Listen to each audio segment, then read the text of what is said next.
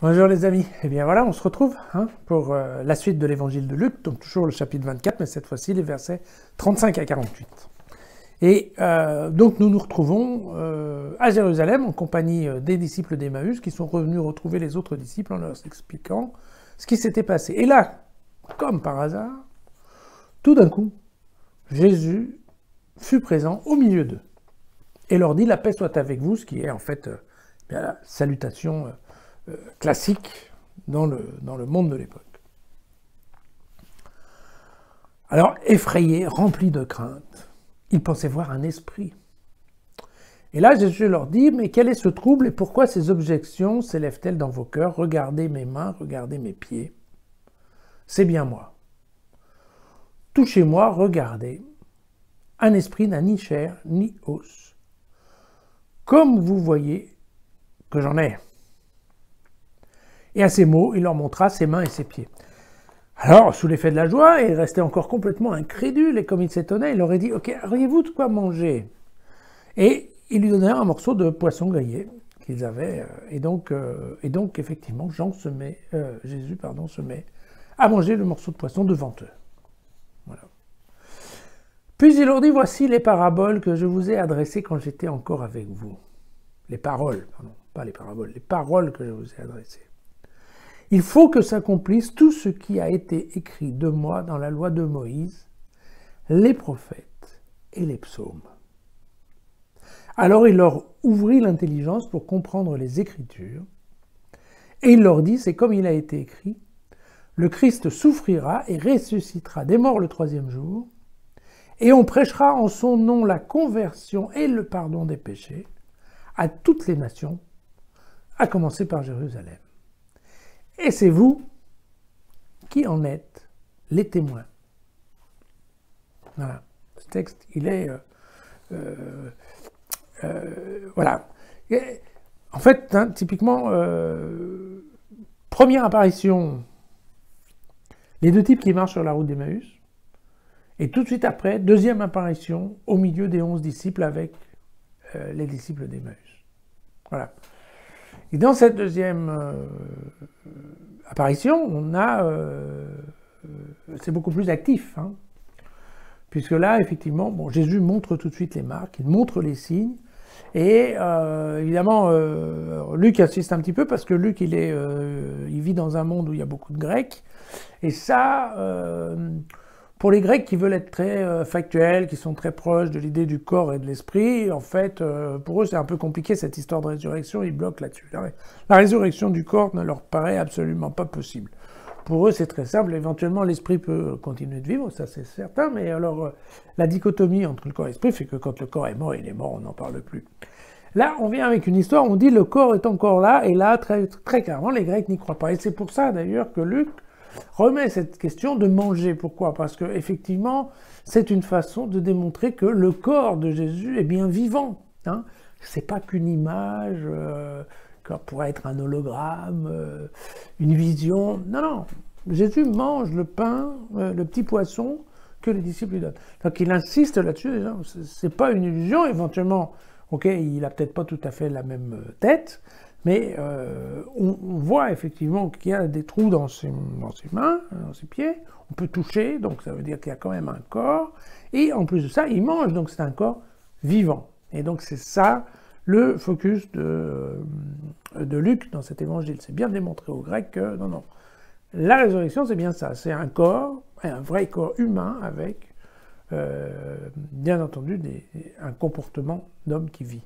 Voilà. Et alors, derrière, en fait, c'est assez...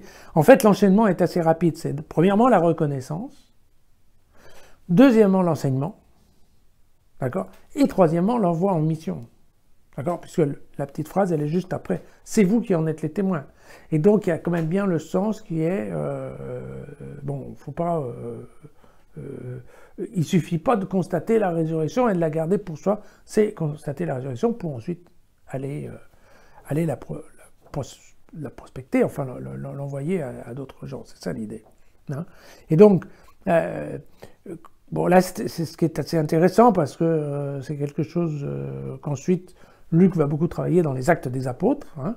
Mais donc là, il fait bien la liste, il dit bien, il y a les Écritures, mais il y a aussi les prophètes et il y a aussi les psaumes, parce que vous savez que dans les Actes des Apôtres, les psaumes sont vraiment une source incroyable d'inspiration pour la rédaction des anciens titres.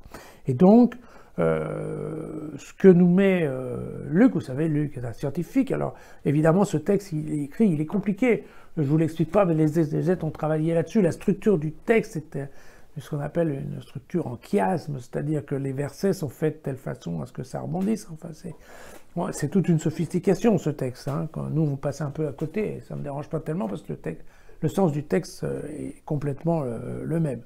Mais très clairement, il nous met une petite phrase là, Luc, qui résume toute la pensée de la foi chrétienne, ce qu'on appelle le kérygme, hein. Et c'est cette phrase, le Christ souffrira et ressuscitera des morts. Eh bien, qu'est-ce que ça veut dire? Ça veut dire que la passion et la résurrection, d'accord, pour prêcher la conversion des gens, donc leur faire croire en Dieu, pour qu'ils obtiennent le pardon des péchés. Vous vous souvenez, c'est la reconnaissance, la foi qui va permettre le pardon du Père. Et bien entendu, tout ça a un caractère universel, en passant d'abord par Jérusalem, mais le caractère universel est tout là. Donc c'est vraiment la phrase clé de toute la foi, de tout ce qui va se passer dans l'Église, elle est là, d'accord? Une passion suivie d'une résurrection pour permettre d'aller prêcher la conversion en vue du pardon des péchés offert à tout l'univers. Voilà. Écoutez, il y a quand même beaucoup de choses dans ce texte, alors éventuellement, bon, bien évidemment, est-ce que ça s'est vraiment passé comme ça? On n'en sait foutre comme rien. C'est en tout cas comme ça que Luc le raconte. Et ce qui est vrai, c'est que la joie des disciples dont on parle là, elle est réelle, et ça va leur donner une sacrée énergie, puisque c'est à partir de là qu'en effet les disciples vont commencer effectivement à aller propager cette bonne nouvelle de la résurrection pour la conversion et le pardon des péchés. Donc, pour vous donner une idée, après on dira que le premier prêche de Pierre, qui se fait un peu juste après, a convaincu environ 3000 personnes de se baptiser.